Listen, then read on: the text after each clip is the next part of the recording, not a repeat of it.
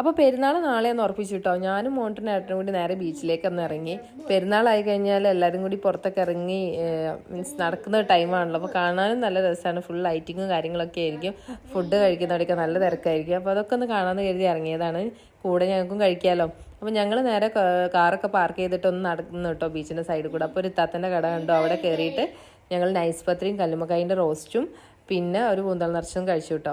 അത് കഴിഞ്ഞ് നേരെ സൈൻലാബാനിലേക്ക് വിട്ടു. ഇവിടെയാണെങ്കിൽ നല്ല തിരക്ക് കേട്ടോ. ടോക്കൺ എടുത്ത് വെയിറ്റ് ചെയ്യേണ്ട അവസ്ഥയായിരുന്നു. ഞങ്ങൾക്ക് 2:37 ആയിരുന്നു ടോക്കൺ നമ്പർ കിട്ടിയിട്ടോ. അങ്ങനെ കുറേ വെയിറ്റ് ചെയ്തതിൻ്റെ ശേഷം നമുക്ക് സാധനം കൈ കിട്ടിയിട്ടോ.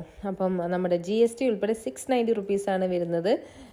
ഈ പാക്കേജിങ് കാര്യങ്ങളൊക്കെ നല്ല അടിപൊളിയായിരുന്നു. ഈ കഷ്കയിൽ തന്നെ വെറൈറ്റി ഫ്ലേവേഴ്സ് ഉണ്ട്. അതിൽ ഞങ്ങൾ സെലക്ട് ചെയ്തത് ബെൽജിയൻ ചോക്ലേറ്റ് ആണ്. അപ്പം ഇതിൻ്റെ ഫ്ലേവർ എനിക്ക് ഓക്കെ ഇഷ്ടപ്പെട്ടോ ഇഷ്ടപ്പെടാറില്ല. പക്ഷെ വേറെ ഡെസേർട്ടിൽ നിന്ന് വെച്ച് നോക്കുമ്പോൾ അത്ര ഇഷ്ടപ്പെട്ടില്ല, അതാണ് സത്യം. അപ്പോൾ നിങ്ങൾ ട്രൈ ചെയ്യുമ്പോൾ വേറെയൊക്കെ ഫ്ലേവർ ട്രൈ ചെയ്യുക. അപ്പോൾ ചിലപ്പോൾ അതും നിങ്ങൾക്ക് ഇഷ്ടപ്പെടാം.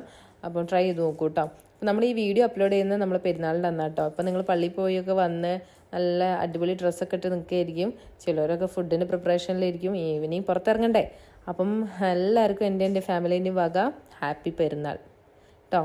പെരുന്നാൾ ആശംസകൾ എല്ലാവരോടും പറയാം. ഫാമിലിയിലുള്ള എല്ലാവരോടും പറയാം എൻ്റെ പെരുന്നാൾ ആശംസകളൊക്കെ. ബൈ ഫ്രം നീതു അനക്ക്. വീഡിയോ ഇഷ്ടപ്പെട്ടിട്ടുണ്ടെങ്കിൽ ലൈക്ക് ചെയ്യുക, സബ്സ്ക്രൈബ് ചെയ്യുക.